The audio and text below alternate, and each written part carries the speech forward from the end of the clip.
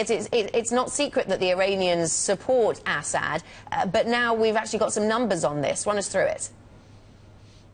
That's right, Anna. Look, estimates of the Iranians' largesse towards Syria vary, but according to the UN Special Envoy for Syria, it amounts to around about $6 billion a year. Now, if you throw in support for the Lebanese-based Shiite militia Hezbollah, which Europe and the US and, of course, Israel designate as a terrorist organisation, that amount rises to something between $15 and $20 billion. But the real help and what's really propping up the Assad regime and keeping that war machine ticking over isn't so much the fighters or the finance. It's really mainly to do with the oil that Iran sends Syria's way. Now, according to a Bloomberg analysis of shipments of Iranian oil, which leave Iranian ports and go down around Arabia up through the Suez Canal towards Syrian ports, there's been about 10 voyages so far this year. Now, before the civil war in Syria broke out, Syria actually managed to service its own needs from its own oil fields, producing about 400,000 barrels a day. But that, because of the civil war,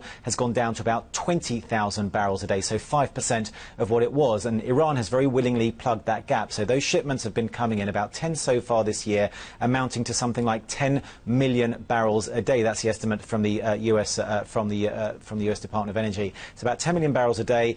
Prices around about $59 a barrel, $60 a barrel. We're talking something like $600 million worth a year. Now, the problem is that, of course, under sanctions imposed on Iran's Iranian oil industry, it can't actually sell the oil to Syria. Syria can't probably afford it anyway, so it looks like Iran is actually giving this oil to the Syrians.